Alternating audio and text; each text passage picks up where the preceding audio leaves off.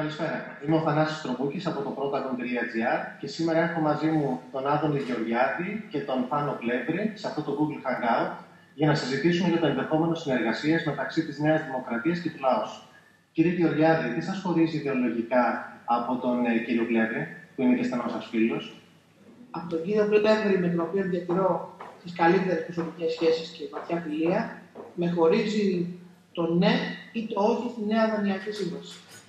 Εγώ πίστεψα, και γι' αυτό πήγα με τη Νέα Δημοκρατία, ότι δεν μπορούμε να παίξουμε το μέλλον της Ελλάδας στην Ευρώπη. Όταν η Νέα Δημοκρατία ψήφισε όχι στο πρώτο μνημόνιο, είπε όχι στην Ευρώπη?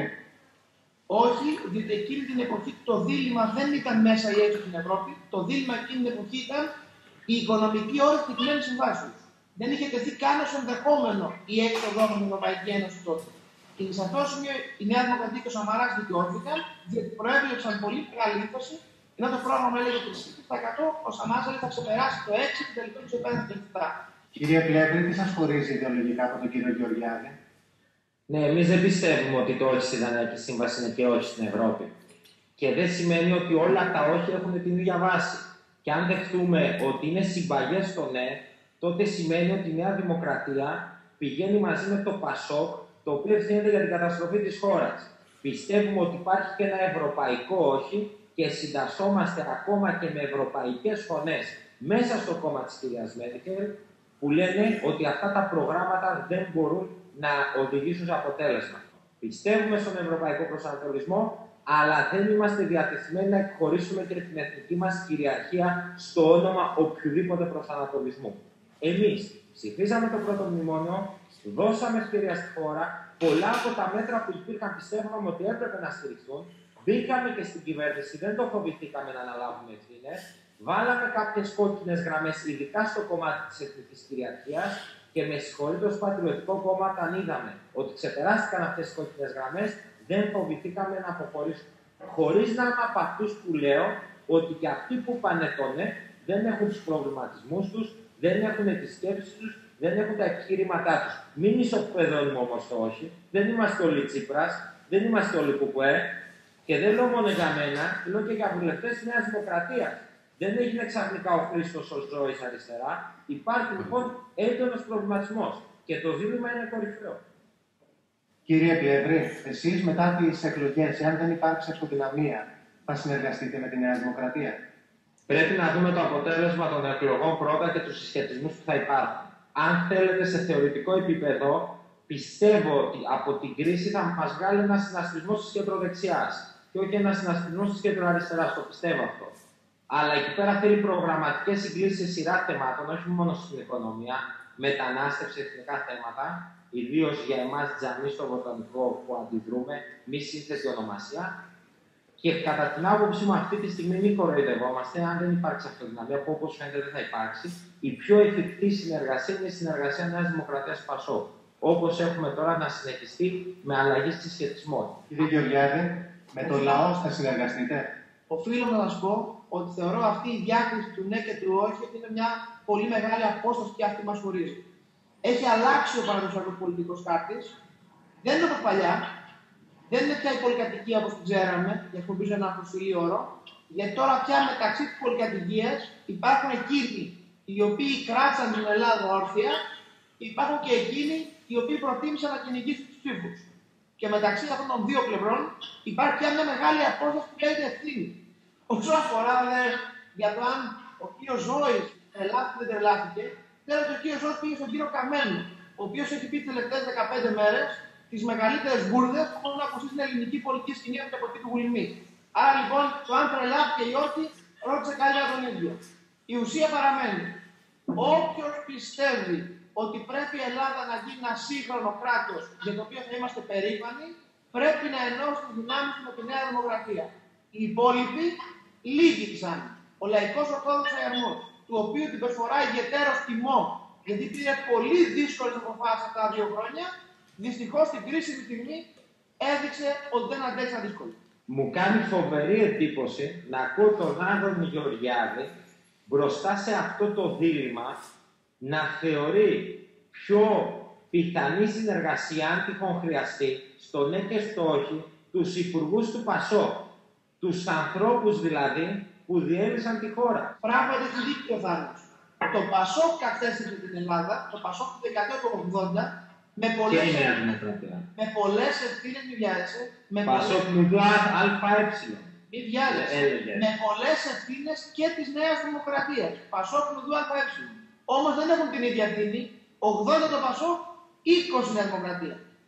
Έλα όμως, αγαπητέ Θάνο, τώρα που ακούμε στον πρετεντέρη τον Αντώνη Σαμαρά να λέει μόλις γίνει ο Πρωθυπουργός θα μπω στα πανεπιστήμια να βγάλω τους τηλεφόρους και να κλείνει το Indymedia, να μην το κάνει. Δεν σ' αρέσει που το άκουσες?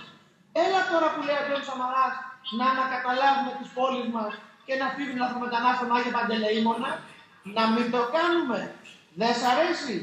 Άρα λοιπόν, επειδή η πολιτική είναι πρακτικό πράγμα και όχι θεωρητικό, ο Αντώνης Σαμαράς ως υποψήφιος πρωθυπουργός είναι αυτός που για πρώτη φορά από ένα τόσο μεγάλο κόμμα έθεσε τόσο δύσκολα ζητήματα στη δημόσια συζήτηση. Και εννοώ ζητήματα που αφορούν και τους προφόρους του λαού. Εάν είναι να συμμετάσχετε σε κάποια κυβέρνηση συνεργασίας, κύριε Γεωργιάδη, με ποιο κόμμα θα θέλατε να. Πιστεύω ακράδαντα ότι στην παρούσα φάση που είναι η χώρα, εάν δεν υπάρχει αυτοδυναμία, αργά ή γρήγορα θα ξαναπάμε σε εκλογές. Όχι διότι θα το επιδιώξει η Νέα Δημοκρατία ο Σαμαράς, αλλά γιατί αν υποθέσουμε ότι θα είναι ο Σαμαράς όμηρος του Πασόκ, το Πασόκ όπως έκανε και στο παρελθόν, δεν θα κάνει τίποτα άλλο παρά να υπονομεύει την εθνική προσπάθεια για να ξαναπάρει την εξουσία. Χρειαζόμαστε καθαρή εντολή. Αυτό είναι το μήνυμα των εκλογών. Κύριε Πλεύρη. Ναι, ακούστε για να κάνετε. Θέλατε να συμμετάσχετε σε μια κυβέρνηση συνεργασίας? Με κόμμα στο οποίο θα μπορούσαμε να έχουμε προγραμματική σύγκληση. Θεωρώ ότι από τις παρούσες συνθήκες δεν υπάρχει πλαίσιο πολιτικής σύγκλησης. Σε θεωρητικό επίπεδο η Νέα Δημοκρατία είναι το κόμμα με το οποίο θα μπορούσαν να υπάρχουν πολιτικές συγκλήσεις, οι προγραμματικές συγκλήσεις. Αλλά αυτή τη στιγμή δεν φαίνεται εφικτό. Όμως, εγώ λέω, ο Αντώνης Σαμαράς σε επίπεδο ρητορίας λέει πράγματα που λέγει ο λαός. Κρινόμαστε όμως στις ψήφους. Για το τζαμί στο Βοτανικό, με αρχηγό της Νέας Δημοκρατίας τον Αντώνη Σαμαρά, όχι κάποιον άλλον, ψήφισε σύσσωμη η Νέα Δημοκρατία να γίνει το τζαμί. Προκαλέσαμε την ονομαστική ψηφοφορία, το θυμάται ο Άδωνης. Μαζί με το Πασόκ, μαζί με το ΣΥΡΙΖΑ, μαζί με το ΚΚΕ. Χθες, για τα στρατόπεδα, την πολιτική χρυσοχοίδη, μπήκε η Νέα Δημοκρατία στην ονομαστική και ψήφισε σύσσωμα. Άρα, καλή ρητορία, όμως, θέλω να βλέπω και τι γίνονται στις ψηφοφορίες. Πράγματι για το τζαμί ψήφισε ναι η Νέα Δημοκρατία, κατά τη γνώμη μου κακώς, αλλά με υπουργό τον Μάκη Βορίδη, τον Αντώνη Σαμαρά, η υπογραφή για το τζαμί δεν μπήκε. Ο Μάκης Βορίδης τότε ήταν υπουργός του λαός. Ήταν υπουργός του λαός μέχρι τον Ιανουάριο, αρχές Φεβρουαρίου. Από αρχές Φεβρουαρίου μέχρι σήμερα ήταν υπουργός της Νέας Δημοκρατίας και μέχρι σήμερα δεν υπέγραψε το τζαμί. Γιατί δεν ψηφίσατε τότε? Να ολοκληρώσω. Να με ακόμα δεν γίνεται. Άρα λοιπόν, παρότι πράγματι στη Βουλή η Νέα Δημοκρατία ψήφισε ναι στο τζαμί, στην πράξη η Νέα Δημοκρατία με τον Μάκη Βορίδη σταμάτησε το τζαμί. Πάμε τώρα στα κέντρα. Με τα κέντρα, αγαπητέ Θάνο, θα σας στεναχωρήσω. Είναι άλλη μία από τις περιπτώσεις που εμένα ο αγαπημένος μου Γιώργος Καρατζαφέρης με αφήνει άμαρτο. Προ 15 ημερών στη Βουλή, στη συζήτηση με τον κ. Χρυσοχοίδη περί πληροφορίας, είπε ο Γιώργος Καρατζαφέρης να πάρουμε τα παλιά στρατόπεδα και να τα κάνουμε κέντρα κρατήσεων των μεταναστών. Μετά από 10 μέρες έρθει ο Χρυσοχοίδης για προεκλογικούς λόγους. Για προεκλογικούς λόγους. Με άτσαλο τρόπο. Με άτσαλο τρόπο. Όχι με πρόγραμμα. Όχι με πρόγραμμα. Έρχεται όμως ο Χρυσοχοίδης και υιοθετεί προ 10 ημέρες πρόταση του Καρατζαφέρη. Και αυτομάτως ο Καρατζαφέρης αλλάζει πάλι η άποψη και λέει όχι, να φύγουν όλοι τώρα. Και καταψηφίζει την πρόταση ο Καρατζαφέρης στη Βουλή. Με συγχωρείτε αγαπητέ Θάνο, αλλά η ζωή και τα προβλήματα του κόσμου δεν έχουν περιθώρια για πολιτικούς τακτικισμούς. Εκείνο το πρόβλημα. Δεν έχει περιθώρια ο κόσμος του Άγιου Παντελεήμονα να παίζει πότε θα λέει ο πολιτικός το Α και πότε θα λέει ο πολιτικός το Β. Αυτό που με νοιάζει εμένα για τον Άγιο Παντελεήμονα, αγαπητέ Θάνο, με όλα τα προβλήματα που έφερε και η κυβέρνηση της Νέας Δημοκρατίας, τα οποία όλα τα προσυπογράφω, είναι να φύγουν οι λαθρομετανάστες από τον Άγιο Παντελεήμονα. Και θα φύγουν με Αντώνη Σαμαρά. Αυτή είναι η πραγματικότητα. Κύριε Γεωργιάδη, αν με πείτε ένα σχόλιο. Δηλαδή, εμείς είπαμε άλλο πράγμα και το ξέρει ο Άδωνης, γιατί ήμασταν είπε να συγκεντρώνονται σε όρους φυλακών, Άδων, όχι σε όρους φιλοξενίας. Για τον μπάσκετ καταψηφίσατε. Ο Χρυσοχοΐδης. Για τον μπάσκετ έχουν και φυλακές, πρέπει να σου πω. Ο Χρυσοχοΐδης. Όχι, μην μου λες. Κάτσε. Τα χέρια αυτά αλλού μην μου λες. Ο Χρυσοχοΐδης λέει να μαζέψει όσους έχουν λοιμώδεις ασθένειες. Αυτό έφερε χθες. Και να τους βάλει στην αμυγδαλέζα, δίπλα στην αστυνομία, στις αχαρνές. Αυτό το πράγμα το καταψηφίσαμε. Εμείς ξέρεις ποια είναι η μεταναστευτική μας πολιτική. Ξέρεις ποια είναι η μεταναστευτική. Είναι πολιτική αποτροπής και προφανώς οι 500.000 που είναι στο κέντρο της Αθήνας δεν θα μπουν σε 10 στρατόπεδα που χωράνε 3.000 κόσμου. Αυτά όλα είναι για τα μάτια του κόσμου. Πράγματι, ιδιαίτερο θάρρος ο Πλεύρης, δεν έχω πάθει αμνησία, έχει κάνει τρομακτική δουλειά για τον Αγίο Παντελεήμονα, άπειρες ερωτήσεις, δεκάδες συγκεντρώσεις, καφενείο, καφετέρια. Δεν το ξεχνάω καθόλου, αγαπητέ Θάνη. Ούτε ξεχνάω τα λάθη που έκανε η Νέα Δημοκρατία ως κυβέρνηση αυτό το θέμα. Όμως ξαναλέω ότι αυτά είναι συζητήσεις για τους ιστορικούς, τους ανθρώπους που αφορά το μέλλον, όχι το παρελθόν. Και τώρα ο Αντώνης Σαμαράς δεν λέει καλωσορίζουμε τους μετανάστες, λέει θα ανακαταλάβουμε τα κέντρα των πόλεων μας. Να μην του πούμε μπράβο. Με τζαμί στο βοτανικό. Και το τζαμί στο βοτανικό, θα το ανακαταβάλω. Το ξαναλέω, το σταμάτησε ο Μάκης Βορίδης, υπουργός του Νέας Δημοκρατίας. Ο Μάκης Βορίδης το σταμάτησε ως υπουργός του λαός. Το σταμάτησε ο Μάκης Βορίδης, αρχικά ως υπουργός του λαός, στη συνέχεια ως υπουργός της Νέας Δημοκρατίας. Κύριε Γεωργιάδη, κάποτε θεωρούσαν στη Νέα Δημοκρατία τις απόψεις σας ακραίες. Τώρα είστε υποψήφιος βουλευτής με τη Νέα Δημοκρατία. Τι άλλαξε, εσείς ή το κόμμα? Ξέρετε, οι άνθρωποι και τα κόμματα αλλάζουν. Η πρώτη φορά που είπα ως εκπρόσωπος τύπου του λαού τότε ότι πρέπει να μπει ποσόστοση, δηλαδή ανώτατος αριθμός μεταναστών που θα έχουμε στον πληθυσμό μας, για να μπορούμε να ξέρουμε τι κάνει σε την χώρα, ήμουν στο τηλεοπτικό σταθμό Μέγκα και με είπαν περίπου Ναζί. Ήταν πριν από αρκετά χρόνια. Χθες είχα προσκεκλημένο στο Blue Sky, στον κύριο Ανδρέα Ψυχάρη, υποψήφιο βουλευτή της Νέας Δημοκρατίας των Αθηνών. Και είπε ότι πρέπει να μπει ποσόστοση στον αριθμό των λαθρομεταναστών στη χώρα. Οι κοινωνίες αλλάζουν. Τα προβλήματα μας οριμάζουν. Εγώ τα ίδια έλεγα, τα ίδια λέω. Χαίρομαι όμως που η Νέα Δημοκρατία, το μεγάλο κόμμα της δεξιάς στη χώρα, έχει καταλάβει πια τη σοβαρότητα ορισμένων προβλημάτων, τα οποία κατά το παρελθόν, υπό την ιδεολογική ηγεμονία της αριστεράς, είχαν διαλάβει την προσοχή της.